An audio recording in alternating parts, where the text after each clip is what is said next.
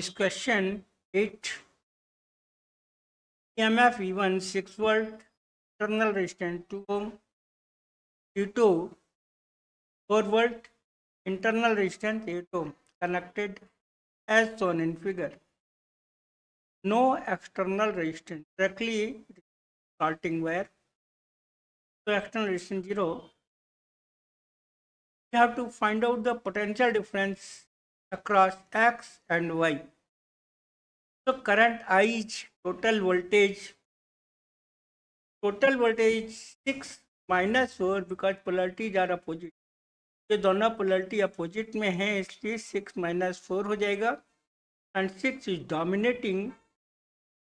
Dominating so 6 minus 4. Total resistance is 2 plus 8. It is 2 upon 10.2 ampere. Now X to Y. ये drop हो गया. X से हम Y की तरफ जा रहे हैं तो पहले राइज आएगा प्लस 4 वोल्ट. करंट के अपोजिट में again rise I into r दिया है 8. तो 4 plus 0.8.2 into 8 4 plus 1.6 5.6 volt. So numerical value xy is what 5.6 volt. Otherwise because it is negative, so y is higher potential than x. तो हमको difference निकालना है तो 5.6 volt. Option 3 is correct. Option 3. In this question 9, behavior of inductance to DC circuit at t equal to 0 just at the time of closing. Inductance will behave like open circuit, and after steady state condition means time is sufficiently large, then inductance will behave like short circuit. First case, when t is equal to 0, L is open. If L is open, this circuit is modified. तो हमने हटा दिया तो 5 and 1 series हो गया, ये वाला 5 and 4 series हो गया. हम इसको ऐसे लिख सकते हैं 5 1 यानी 6 and 9 पैरेलल हो गए. 6 and 9 ओम पैरेलल कनेक्ट हो गए. हमको आई मिल जाएगा इसमें आई ट्यू. यहाँ पर हम आई निकाल सकते हैं. 6 and 9 पैरेलल में होता है. R1 R2 6 into 9 upon 6 plus 9 यानी 15. 3 5 3 1 5. 3 upon 5 means 3.6. रेजिस्टेंस हो गया 3.6. हम इसे 3/5 भी लिख सकते हैं. यहाँ पर हमको करंट मिल जाएगी अब फर्स्ट केस में, दैट से I1 करंट फर्स्ट केस में ले रहे हैं हम लोग. फर्स्ट फिगर में I1 हो जाएगा E अपॉन रेजिस्टेंस 18/5 5/18. तो ये डंडी का थर्ड फोर्थ दोनों ही हो सकता है. हम second circuit. When second circuit is equal to infinite, L will be short circuited, zero resistance. इस शॉर्ट हो गया तो ये 5/5 पैरेलल 1/4 पैरेलल 5/5 और 1/4 दोनों आपस में पैरेलल, दोनों मिलके सीरीज. ये टोटल रेजिस्टेंस इस समय हो जाएगा 5/5 यानी 2.5 या 5/2 और 1/4 4/5. एलसीएम 10 ले लिया 25 प्लस 8 यानी 33. इस समय आई डैश करंट हो जाएगी, आई टू करंट हो जाएगी. I dash I two will be E upon 33/10. यहाँ पर हम लिख देंगे 10 E upon 33. Fourth option correct. Fourth option In this question 10, you have to find out the current in 6 ohm resistance. हमने इस सर्किट का रीड्रॉ कर लिया। फर्स्ट लूप में करंट I1 है, सेकेंड लूप में करंट I2 है। यहाँ पे हम किरचॉफ वोल्टेज लॉ लिखेंगे। In first loop 20I1 drop, current की डायरेक्शन जा रहे हैं, I1 एंड I2 ऐड हो गई करंट की डायरेक्शन में, इसलिए फिर drop and negative to positive rise 140 equal to 0। तो हम सिंप्लीफाई करके लिख लेंगे 26I1 6I2 equal to 140। then 1 second loop ये करंट लिखेंगे -6I1 प्लस I2 प्लस बेटे से पॉजिटिव जा रहे हो तो 90, फिर करंट की डायरेक्शन में ड्रॉप माइनस का, तो सिंप्लीफाई करके हम लिख सकते हैं 6I1 दूसरी तरफ ले गए तो पॉजिटिव हो जाएगा, 11I2 इक्वल टू 90। क्वेश्चन 1 को हम 11 से 2 को 6 से मल्टीप्लाई कर दें जिससे I2 कैंसिल हो, जैसे ये हो जाएगा। मल्टीप्लाई करने के बाद में हम कर रहे हैं 11 से 20, 11 से कर दिया हमने 286I1, 11 से 66I2, 11 से मल्टीप्लाई करेंगे 1540।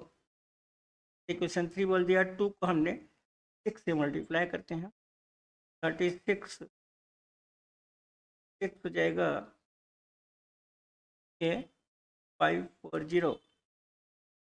अगर हम इक्वेशन 3 में से 4 को माइनस करते हैं ये कैंसिल हो गया। तो इक्वेशन 3 में से 4 को माइनस करके ये मिलेगा 250I1 कैंसिल हो गया ये 1000। तो I1 1000 अपॉन दिस यानी 4 एम्पियर। I1 की वैल्यू पुट कर देंगे इन इक्वेशन 2 6I1 11I2 90 पर चला जाएगा हमको ampere. Current in 6 ohm resistor, तो current in 6 ohm resistance will be I1 plus I2, so 4 plus 6 10 ampere। तो ऑप्शन 3 दूसरे मेथड से करें कि इसका इक्विवेलेंट रेजिस्टेंस निकालने लाइक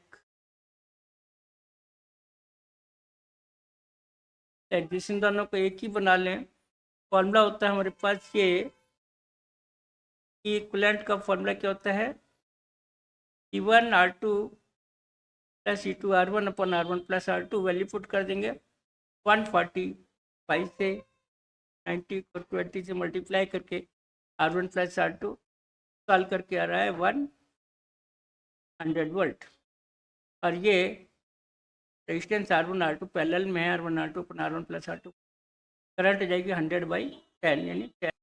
इन दिस क्वेश्चन हमको दिया हुआ है 500 वाट नहीं है, 500 ओम है। इस सर्किट को रीड्रॉ कर लिया। गैल्वेनोमीटर में करंट इसमें 0 है। अगर गैल्वेनोमीटर करंट 0 है तो मतलब ये वाला 2 वोल्ट ए और बी के अक्रॉस में यानी आर के अक्रॉस में 2 वोल्ट ही होगा, तो इफेक्टिव वोल्टेज 0 हो गया, गैल्वेनोमीटर करंट 0 हो जाएगी। तो ये हम इंडायरेक्टली बोल सकते हैं कि हमें ये ए बी 2 वोल्ट दिया है, इसके अक्रॉस में 2 वोल्ट। तो करंट अब हो जाएगी I इक्वल टू, अगर दोनों को एक साथ लेते हैं तो 12 वोल्ट डिवाइड बाई दोनों का रेजिस्टेंस 500 प्लस आर, इक्वेशन 1 से करंट हो गई आई। अब ए बी की अक्रॉस में वोल्टेज है 2, V A B is equal to, अगर ड्रॉप ले रहे हो करंट की डायरेक्शन में, आई का मतलब ये है 500 प्लस आर इंटू आर, ये 2 वोल्ट दिया, माइनस माइनस प्लस कर सकते हैं इसको, 2 volt 12 R upon 500 plus R, cancel होके 6 आ गया, क्रॉस मल्टीप्लिकेशन करके 6 R equal to 500 plus R, ये आर उधर गया 5 आर इक्वल टू ये, तो R equal to 100 ohm resistance आ गया, तो ऑप्शन 2 करेक्ट। इस क्वेश्चन 2 में भी हम लोग ये वाला लेंगे, इफेक्टिव वाला फॉर्मूला। ये फॉर्मूला आपको याद होना चाहिए, तीनों का एक साथ। रीजन क्या है, ए और बी में लेना चाह रहे हैं वोल्टेज ड्रॉप, लेकिन ये A D 5 Om, C D 10 ओम, इनमें कोई करंट नहीं जाएगी, रीजन ये ओपन सर्किट है। ये इफेक्टिव अगर 2 3 4 कितने भी हों, इफेक्टिव ईएमएफ का फॉर्मूला होता है E1 अपन R1 प्लस E2 अपन R2 प्लस E3 अपन R3 अपन 1 अपन R1 प्लस 1 अपन R2 प्लस 1 अपन R3। हम देख रहे हैं कि साहब सारी वैल्यूज हैं, 1 2 3 हैं, ईएमएफ है 1 1 1, तीनों का रेजिस्टेंस है इंटरनल, पुट करके आंसर आ रहा है 2 वोल्ट, ऑप्शन 4। इस क्वेश्चन 13 हमने इसे रीड्रॉ कर लिया। लेट सी का पोटेंशियल हमने ले लिया VC, वी सी का पोटेंशियल VC, और ये अर्थ है इसलिए 0। अब हम किरचॉफ करंट लॉ अप्लाई करते हैं एट C, तो I1 के अगर आई हमने इधर ले रखा है तो हम ऊपर ले सकते हैं, कोई दिक्कत नहीं, क्या दिक्कत, माइनस हो जाएगा, आई उल्टी डायरेक्शन ले रखी है हमने, I2 0 है, एल्जेब्रिक सम 0 है, तो I1 हो जाएगा 20 माइनस सी का पोटेंशियल अपॉन 2 प्लस करंट हमने इसमें माइनस ही है तो VC ये तो माइनस लिख दो, VC माइनस 0 अपॉन 2 ओम, 10 माइनस VC अपॉन 4 ओम, तो पूरे को अगर सॉल्व करते हैं तो VC हमको मिल जाएगा, एलसीएम ले लेते हैं इसमें 4 तो 2 करके कितना जाएगा, ये 40 माइनस की 2 माइनस का 2VC, यहाँ पर 10 माइनस VC इक्वल टू 0 है, 2 2 4 5 हो जाएगा, 5VC इक्वल टू 50, तो VC हो जाएगा 10 वोल्ट। मेरे को अगर करंट आई निकालनी है, यहाँ पर हम डायरेक्शन सी से अर्थ की तरफ ले रहे हैं, ये आई हो जाएगा VC माइनस 0 यानी 10 अपॉन 2, 5 एम्पियर करंट आ रही है, ऑप्शन 4 इज करेक्ट। इस क्वेश्चन 14 में हमने रीड्रॉ कर लिया इसको, करंट की डायरेक्शन मार्क कर दी, ये वाला फिगर हो गया। में फर्स्ट लूप में क्लॉकवाइज करंट ले रहे हैं हम लोग I1, सेकंड में भी क्लॉकवाइज ले रहे हैं, और मिडिल वाले में I3 करंट है A to B। हम किरचॉफ वोल्टेज लॉ अप्लाई करेंगे और first loop, Kirchhoff voltage law in first loop देगा 1 इंटू I1, यानी माइनस का क्योंकि ड्रॉप है, I1 इंटू 1, फिर I3 की जगह हम यहाँ पर लिख सकते हैं I1 माइनस I2। फिर हम किरचॉफ करंट लॉ अप्लाई करते हैं एट ए, तो I3 की वैल्यू डायरेक्ट भी लिख सकते हैं I1 minus I2 using Kirchhoff current law. तो I3 means I1 minus I2 into 2, और ये E2 4 वोल्ट ड्रॉप है, तो हम B से इधर जा रहे हैं, फर्स्ट लूप में I1 इंटू 1 फिर से ड्रॉप है, और E1 यानी +2 राइज हो गया, लोअर से हायर जा रहा है। इस इक्वेशन को सॉल्व करके y1 minus I2 plus 1 equal to 0, ये इक्वेशन 1 हो गई फॉर लूप नंबर 1। हम KVL अप्लाई करेंगे अब फॉर लूप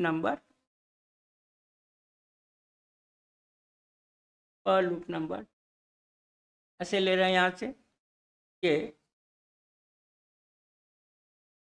इसे ही ले लो, -1/2 ड्रॉप है, फिर ये वाला E3 करंट I2 लोअर जा रहे हैं, फिर से ड्रॉप हो गया, करंट की डायरेक्शन में जा रहे हैं यूँ, I2 से ड्रॉप हो गया 1 × I2, अब B2A जा रहे हैं तो राइज हो जाएगा +4, माइनस से प्लस की तरफ, करंट के अपोजिट में जा रहे हैं तो राइज हो जाएगा I3, 2 × I1 माइनस I3 की जगह हम लोग लिख रहे हैं यहाँ पे I1 माइनस I2, 0 हो जाएगा। इस इक्वेशन को सॉल्व करने के बाद सेकेंड इक्वेशन बनेगी I1 plus 2I2 equal to 0। दोनों इक्वेशन को सॉल्व करके हम लोग से मल्टीप्लाई करके इक्वेशन को 4 हो जाएगा, y2 आ जाएगा +2